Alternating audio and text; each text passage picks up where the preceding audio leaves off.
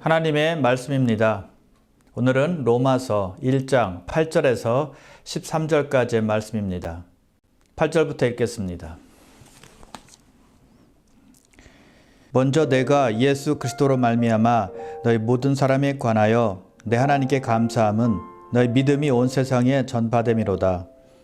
내가 그의 아들의 복음 안에서 내 심령으로 섬기는 하나님이 나의 증인이 되시거니와 항상 내 기도에 쉬지 않고 너희를 말하며 어떻게 하든지 이제 하나님의 뜻 안에서 너희에게로 나아갈 좋은 길 얻기를 구하노라. 내가 너희 보기를 간절히 원하는 것은 어떤 신령한 은사를 너에게 나누어 주어 너를 견고하게 하려 함이니 이는 곧 내가 너희 가운데서 너희와 나의 믿음으로 말미암아 피치 아니함을 얻으려 함이라. 형제들아, 내가 여러 번 너에게 가고자 한 것을 너희가 모르기를 원하지 아니하노니 이는 너희 중에서도 다른 이방인 중에서와 같이 열매를 맺게 하려 함이로되 지금까지 길이 막혔도다. 아멘.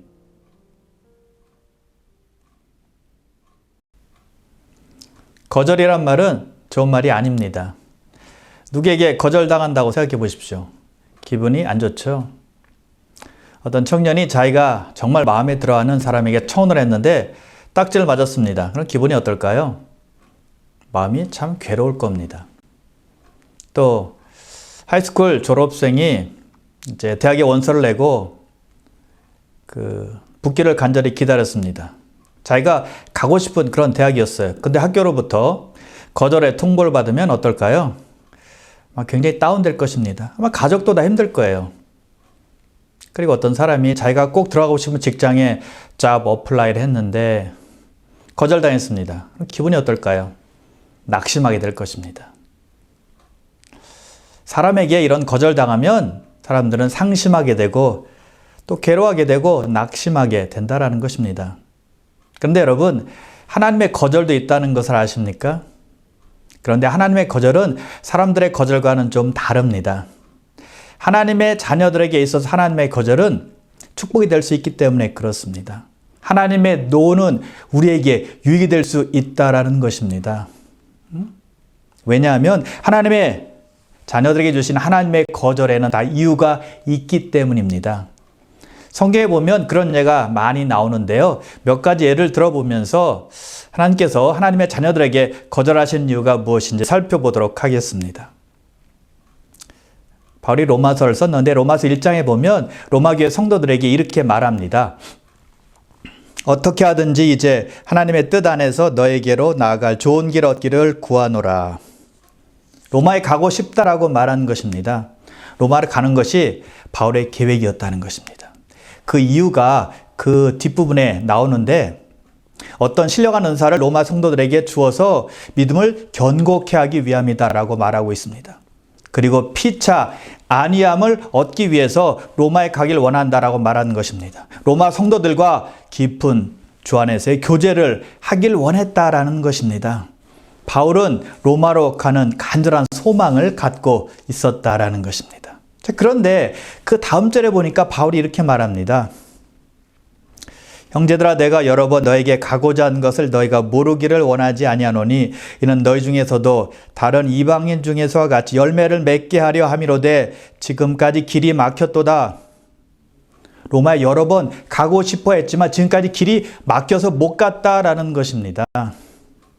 바울은 로마에 가고 싶어 했지만 하나님께서 막으신 것입니다. 하나님께서 노하신 것입니다. 바울은 원했지만 하나님이 거부하신 거예요. 자, 바울이 로마에 가고 싶어 했던 이유는 영적인 이유였습니다. 놀러 가기 위함도 아니었고요.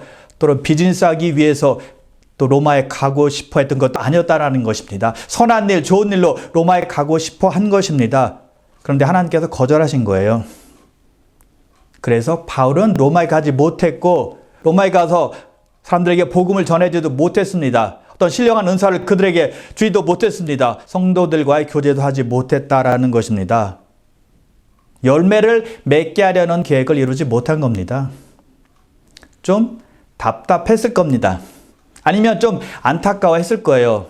왜요? 하고자 하는 계획을 실천하지 못했기 때문이죠. 자, 그렇다면 하나님께서 거절하신 이유가 무엇일까요?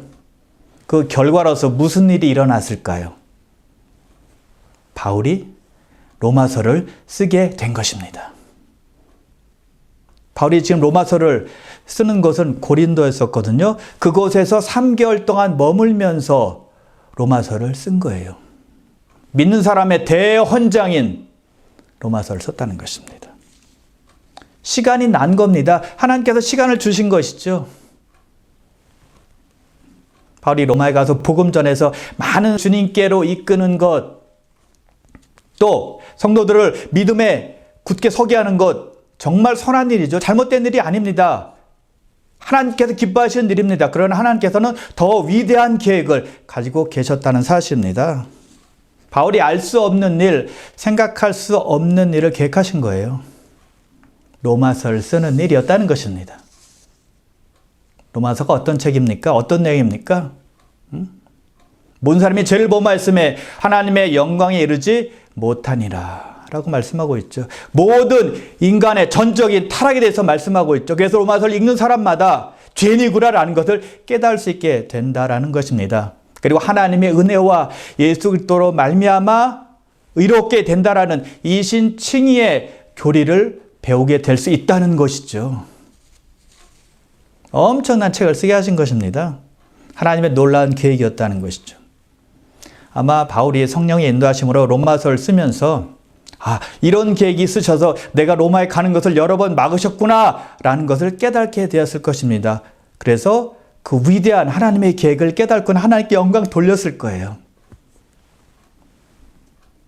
여러분, 그렇다면 우리 삶 속에서도 하나님의 거절이 있을 수 있다는 걸 우리는 알아야만 합니다. 하나님의 예스가 있는가 하면 하나님의 노도 있다는 거예요.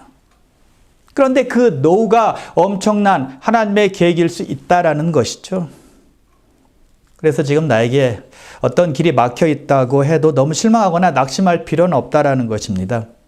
현재 상황에서 하나님께 나를 통해서 하시고자 하는 것을 기도하며 예배드리며 하나님 말씀을 읽으면서 발견 하나님의 뜻을 찾는 거예요. 내가 원하는 걸 하지 못한다고 해서 너무 안타까울 필요는 없다는 것입니다. 더 원대한 하나님의 계획이 있을 수 있기 때문이죠. 자, 바울의 로마로 가는 길이 완전히 막혔을까요? 아닙니다. 영원히 막힌 것이 아니었어요. 사도행전 27장 28절에 보니까 바울의 로마로까지 가는 여정이 나와 있습니다. 때가 되자 하나님께서 바울을 로마로 보내신 거예요. 물론 죄수의 몸으로 로마에 가게 되었지만 완전한 감옥에 들어간 것이 아니었습니다. 로마 병사와 함께 셋집에서 살 수 있도록 허락이 된 것입니다. 그것에서 마음 놓고 복음을 전하게 된 것입니다. 더 자유로운 몸이 된 거예요. 복음을 전하기 위해서 좋은 장소를 하나님께서 주신 거다라고 볼 수가 있는 것이죠. 사도행전 28장 마지막 절 두 구절 보면 성경은 이렇게 말씀하고 있습니다. 바울이 온 이태를 자기 셋집에 머물면서 자기에게 오는 사람을 다 영접하고 하나님의 나라를 전파하며 주 예수 그리스도에 관한 모든 것을 담대하게 거침없이 가르치더라. 복음을 더 담대하게 전했고요. 예수 그리스도에 관한 것을 더 거침없이 가르쳤다라고 성경은 말씀하고 있다라는 것입니다. 왜 그럴까요? 유대인의 회방, 핍박이 없었으니까요. 하나님 역사는 이렇게 나타난다는 것이죠. 그래서 지금 내가 원하는 시간에 내가 원하는 방법대로 하나님을 섬기지 못할지라도 너무 안타까울 필요는 없습니다. 하나님께서 다른 시간에 다른 방법으로 우리를 이끌어 주실 수 있기 때문이라는 것이죠. 그것이 더욱더 하나님을 효과적으로 섬길 수 있게 되고 더욱더 하나님께 영광을 돌릴 수 있는 길이 될 수 있기 때문이에요. 그래서 하나님의 거절이 우리에게 축복이 될 수 있고 하나님의 거절, 우리가 알지 못하는 역사를 이루어낼 수 있다는 사실을 우리는 꼭 기억해야 된다는 것입니다. 사도행전 16절에 보면 바울이 아시아로 가서 복음을 전하기를 원했습니다. 근데 하나님께서 노하셨어요. 그래서 바울은 비두니아로 가서 복음을 전하기를 원했습니다. 근데 하나님께서 그것도 허락하지 않으셨습니다. 그것도 노하신 것입니다. 그래서 바울은 하는 수 없이 드로아로 내려갔는데 그곳에서 뜻밖의 환상을 보게 되죠. 환상 중에 마게도냐 사람 한 사람이 나오더니 바울에게 마게도냐로 건너와서 우리를 도우라라고 말합니다. 바울은 방향을 바꿔서 그곳으로 갔는데 그것이 빌립보였습니다. 유럽의 첫 교회가 세워진 지역이 바로 빌립보였다는 것입니다. 그리고 나서 데살로니가, 베레아, 아덴, 고린도까지 가서 복음을 전하게 되었죠. 놀라운 성령의 역사로 세워지고 사람들이 살아나는 역사가 일어난 것입니다. 사람들의 삶이 죽음에서 소망으로 바뀌는 역사가 일어난 거예요. 하나님께서 더 큰 뜻이 있으셔서 바울이 가고자 한 것을 막은 것입니다. 노하신 거예요. 그래서 현재 계획하는 일이 내 생각대로 되지 않을지라도 현재 상황 속에서 하나님께서 원하시는 것을 찾는 것이 아주 중요한 것입니다. 그래서 여러분, 우리는 하나님의 생각은 내 생각과 다를 수 있다는 것을 늘 염두에 둬야 한다는 것입니다. 이사야 55장 8절과 9절인데요. 이는 내 생각이 너의 생각과 다르며 내 길은 너의 길과 다름이니라. 여호와의 말씀이니라. 이는 하늘이 땅보다 높음같이 내 길은 너의 길보다 높으며 내 생각은 너의 생각보다 높음이니라. 하나님의 생각은 우리의 생각과 다르다는 것입니다. 하나님의 길은 우리의 길과 다르다는 것입니다. 즉 하나님의 생각은 우리의 생각보다 높고 하나님의 길은 우리의 길보다 더 높다라는 것입니다. 차원이 다르다는 것입니다. 하늘이 땅보다 높음같이 우리의 생각, 우리의 길보다 하나님의 생각과 하나님의 길은 더욱 높다라는 것입니다. 위대하다라는 것입니다.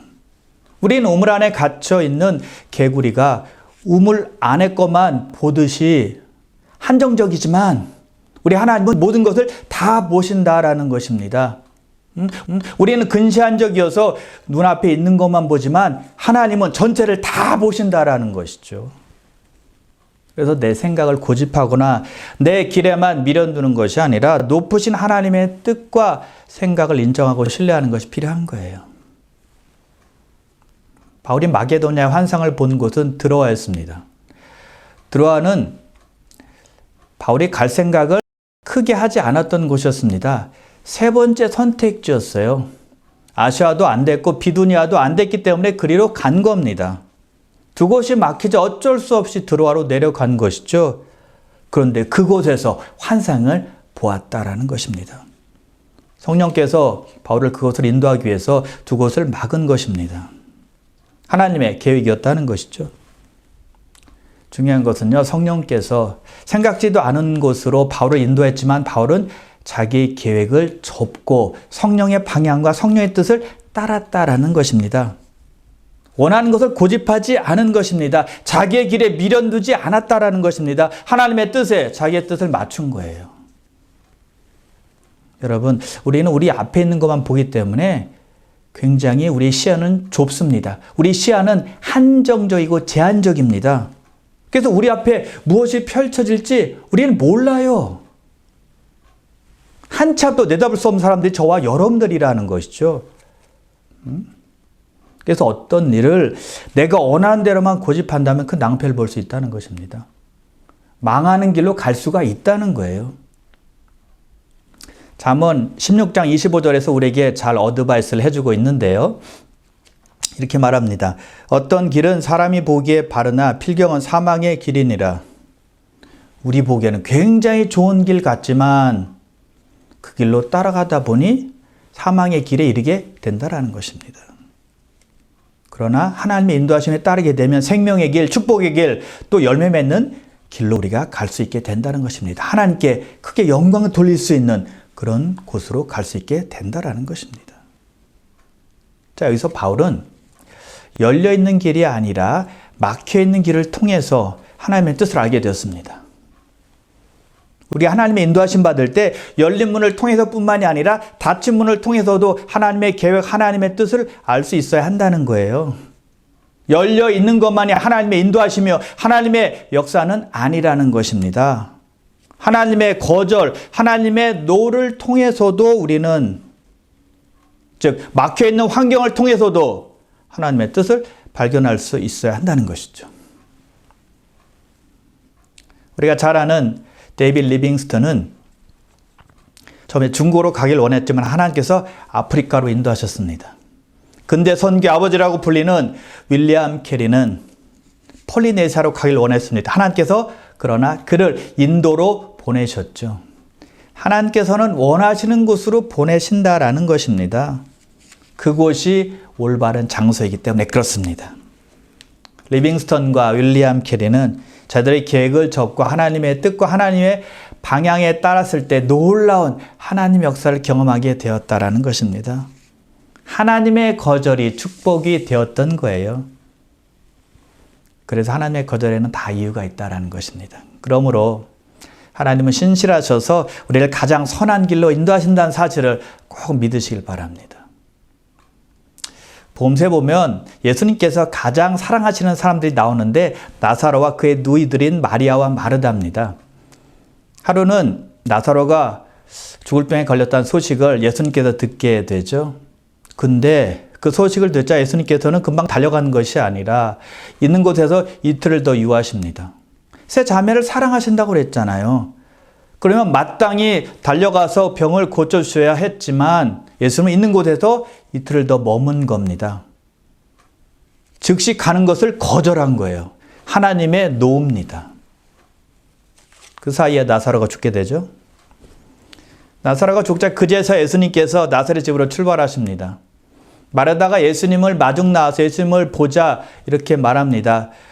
주께서 여기 계셨더라면 내 오라버니가 죽지 아니하였겠나이다. 원망 섞인 목소리로 말한 것입니다. 왜 이렇게 늦게 오셨습니까? 왜 일찍 오시는 것을 거절하셨습니까? 라는 거예요. 예수님께서 일찍 오시는 것을 거절한 이유가 무엇이었을까요? 더 큰 축복을 주시기 위함이었습니다. 하나님께 더 큰 영광을 돌리기 위함이었다는 것이죠.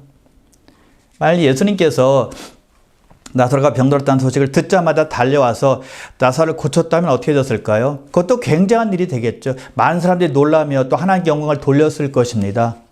또 그것으로 인해서 또 믿는 사람들도 생겼을 것입니다. 그런데 예수님께서는 나사로가 죽자 그때 출발해서 나사로의 무덤에 와서 나사로를 살렸다라는 거예요. 죽은 자를 살렸다라는 것입니다. 그것을 마리아, 마르다, 동네 모든 사람들이 다 직접 본 것입니다. 죽은 자를 살리시는 하나님의 능력을 보았다라는 것이죠. 죽은 지가 나흘이나 되었어요. 썩은 냄새가 납니다. 그런데 나사로야 나오너라 라는 말 듣자마자 무덤 속에서 나사로가 배로 수족이 동요 맨 채로 터벅터벅 무덤 속에서 걸어 나온 것입니다. 모든 유대인들이 그 광경을 다 본 것입니다. 믿지 못할 광경을 눈으로 확인한 거예요. 그래서 성경에 보니까 많은 유대인들이 그 이유로 인해서 예수를 믿었다라고 말씀하고 있습니다. 하나님의 거절이 엄청난 축복을 가져온 것입니다. 병고침에 비할 바가 아니라는 것이죠. 그래서 우리는 하나님의 거절이 축복으로 바뀌어 올 수 있다는 사실을 잊으면 안 된다는 것이죠. 하나님의 거절에는 이유가 있다는 것입니다. 마지막으로 예수님에 대한 하나님의 거절을 살펴보겠습니다. 예수님께서 겟세마네 동산에서 간절히 하나님 아버지께 기도합니다. 할만하시거든 이 잔을 내게서 지나가게 하옵소서라고 하나님께 기도했습니다. 십자가의 고통을 좀 지나가게 해달라고 기도하신 거예요. 누가복음에 보면 예수님께서 겟세마네 동산에서 기도할 때 얼마나 간절하게 기도하셨는지 땀방울이 땅으로 떨어지는데 그것이 핏방울과 같이 되었다라고 말씀하고 있습니다. 또 히브리서 저자는 예수님께서 하나님 아버지께 기도할 때 심한 통곡과 눈물로 간과 소원을 올려드렸다라고 말씀하고 있습니다. 얼마나 간절하게 기도하셨는지 얼마나 처절하게 부르짖고 기도하셨는지 알 수가 있습니다. 그런데 하나님 아버지께서는 그 아들의 기도를 거절하셨다라는 것입니다. 십자가의 고통을 그대로 통과하게 하셨다는 거예요. 인간의 죄의 대가를 예수는 그리스도께서 십자가에서 그대로 다 담당하신 것입니다. 예수님은 순종하신 거예요. 만약 하나님 아버지께서 아들 예수님을 보시면서 불쌍히 여기셔서 십자가를 지게 하지 않으셨다면 어떻게 됐을까요? 모든 인류는 영원한 죽음에 거하게 되었을 것입니다. 생각만 해도 끔찍한 일이 벌어지는 거예요. 하나님의 거절이 우리에게 놀라운 축복이 되어서 돌아왔다라는 것입니다. 자, 순종한 아들 예수님을 하나님께서 어떻게 높이실까요? 빌립보서 2장 9절에서 11절입니다. 이러므로 하나님이 그를 지극히 높여 모든 이름 위에 뛰어난 이름을 주사 하늘에 있는 자들과 땅에 있는 자들과 땅 아래에 있는 자들로 모든 무릎을 예수의 이름에 꿇게 하시고 모든 입으로 예수 그리스도를 주라 시인하여 하나님 아버지께 영광을 돌리게 하셨느니라. 예수님을 지극히 높여서 하늘에 있는 자들과 땅에 있는 자들과 땅 아래에 있는 자들 모두가 예수 이름에 무릎 꿇게 하시고 예수를 주라 신하게 했다라는 것입니다. 아버지 하나님의 거절에 쓴맛을 경험했지만 순종하심으로 영광을 받으신 거예요. 그러므로 하나님의 노에는 분명한 뜻이 있고 목적이 숨어 있다는 것을 우리는 꼭 기억해야만 하는 것입니다. 그리고 결국에는 축복으로 우리는 신앙생활하면서 막힌 담을 경험하기도 하고 하나님의 거절을 맛보기도 합니다. 하나님의 예수뿐만이 아니라 하나님의 노를 경험하게 된다라는 것입니다. 기도응답의 지연도 경험하게 되죠. 그때 우리는 낙심하거나 좌절하는 것이 아니라 하나님의 다른 뜻이 있을 것이라고 신뢰해야만 한다라는 것입니다. 하나님께서 다른 방향으로 이끌 수 있다라는 것을 신뢰해야 한다는 것이죠. 그러므로 사랑하는 귀한 성도 여러분, 하나님의 거절을 경험하신다면 그 안에는 하나님의 뜻이 있고 하나님의 분명한 이유가 있다는 것을 믿으셔서 하나님의 인도하심에 순종하며 살아가시기를 주님의 이름으로 축원합니다.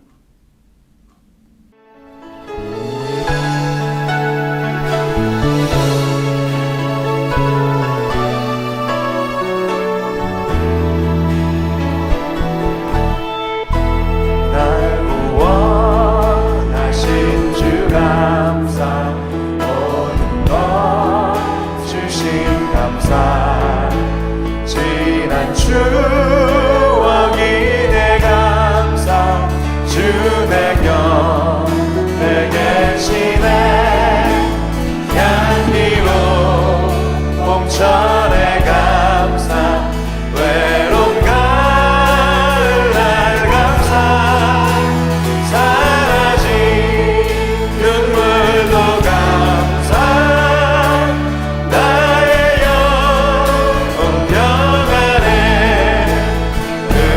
응답하신 기도 감사 거절하신 것 감사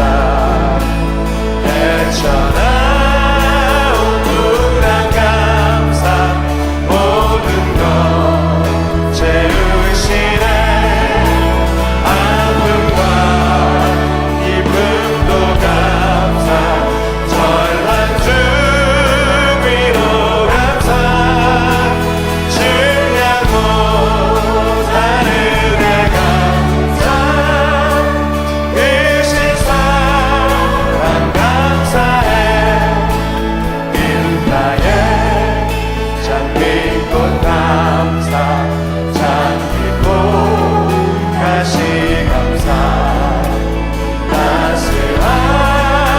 따스한 가정 희망 주신 것 감사 기쁨과 슬픔도 감사 하늘 평안을 감사 내일의 희망을 감사 영원토록 응답하신 기도 감사 응답하신 기도 감사 거절하신 것 감사